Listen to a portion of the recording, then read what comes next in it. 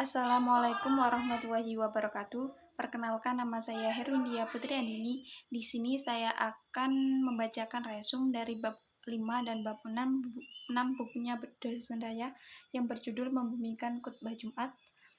Seperti ini bukunya.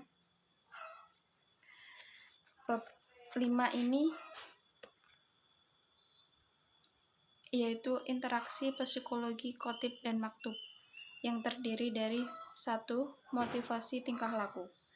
Motivasi tingkah laku ini menggunakan pendekatan yang lebih terhadap teori. Motivasi ini memfokuskan perhatian pada peran insentif, yaitu keadaan lingkungan menjadi motivasi bagi organisme.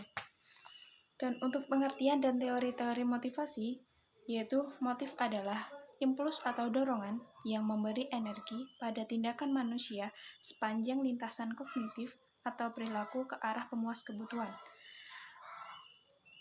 Ada 6 tokoh yang mengungkapkan bahwa motivasi. Pertama, Sigmund Freud yang berpendapat bahwa motivasi adalah tingkah laku manusia atau insting.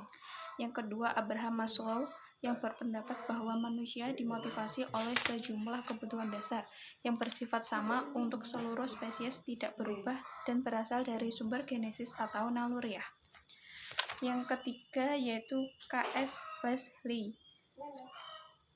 bahwa motivasi dikendalikan oleh respon-respon susunan saraf serta ke arah rangsangan dari dalam dan dari luar yang variasinya sangat kompleks, termasuk perubahan-perubahan komposisi kimiawi dan aliran darah.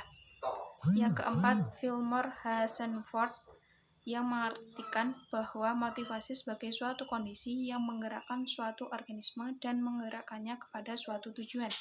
Untuk Fleirage berpendapat bahwa motivasi manusia sangat kompleks dan dapat mempengaruhi perilaku manusia. Yang kedua ini membahas tentang klasifikasi motif. Yang para ahli psikologi berusaha menggolongkan motif-motif yang ada dalam diri manusia sebagai berikut. Yang pertama, sartain. Sartain ini dimaksud dengan membagi menjadi dua, yaitu psychological drive, yaitu dorongan-dorongan ini terpenuhi maka seseorang menjadi tenang. Dan kedua, social motive, ialah dorongan-dorongan yang ada hubungannya dengan manusia lain, dengan masyarakat. Yang kedua yaitu Woodward menjadi dua, yaitu unlearned motive, motif-motif pokok yang tidak dipelajari, dan learned motive, motif-motif yang dipelajari. Yang ketiga membahas motif dalam Al-Quran mengenai dorongan fisiologis itu sendiri terbagi menjadi dua, yaitu dorongan yang diperuntukkan bagi kelangsungan hidup manusia dan dorongan yang diperlukan bagi kelestarian hidup manusia. Untuk yang keempat yaitu peran motivasi. Motivasi bagi seorang khatib adalah menggerakkan atau memacu objek dakwah agar timbul kesadaran yang membawa perubahan tingkah laku sehingga tujuan khutbah dapat tercapai. Untuk yang ketiga yaitu interaksi sosial ini, pengertiannya adalah sebagai suatu bentuk hubungan antara dua orang atau lebih di mana tingkah laku seseorang diubah oleh tingkah laku yang lain.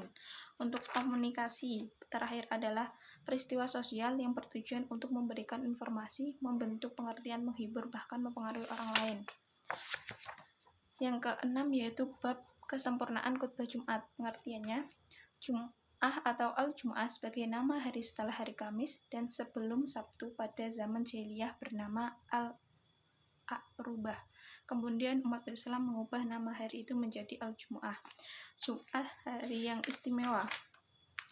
Kenapa? Pertama yaitu satu-satunya nama hari yang dijadikan nama surat dalam Al-Quran. Yang kedua, Jumat dijuluki sebagai penghulu atau pemimpin hari. Yang ketiga, kewajiban sholat di hari-hari lain yang bisa dilakukan seorang diri munfarid sesungguhnya tetap diimbau dengan sangat sunnah muakkadah. Pelaksanaan sholat Jumat sesuai namanya wajib dilaksanakan secara berjamaah.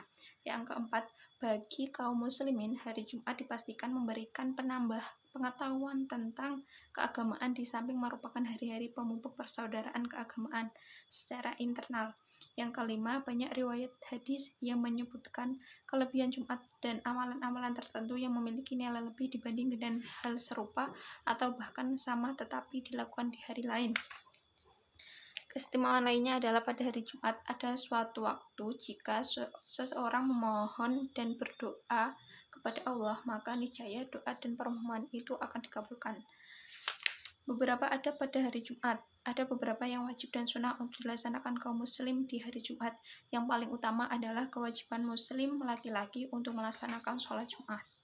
Amalan yang disunatkan pada hari Jumat, yaitu amalan-amalan yang dilaksanakan di hari Jumat antara lain memperbanyak sholawat atas Nabi Muhammad SAW.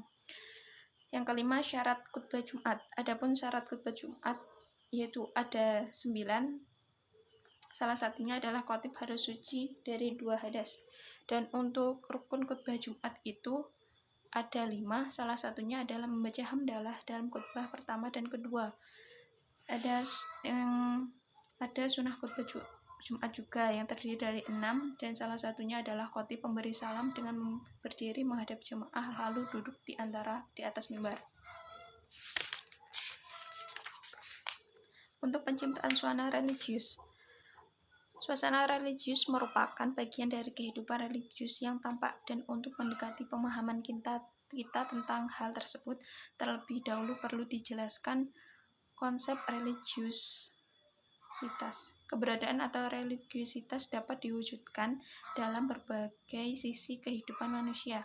Aktivitas beragama tidak hanya terjadi ketika seorang melakukan perilaku ritual saja, tetapi juga bisa terjadi ketika melakukan aktivitas lain yang didorong oleh kekuatan supranatural, bukan hanya yang berkaitan dengan aktivitas yang tidak kasat dan terjadi dalam hati seseorang. Karena itu, keberagaman seorang yang akan meliputi berbagai macam sisi atau dimensi. Cukup sekian dari saya. Wassalamualaikum warahmatullahi wabarakatuh. Terima kasih.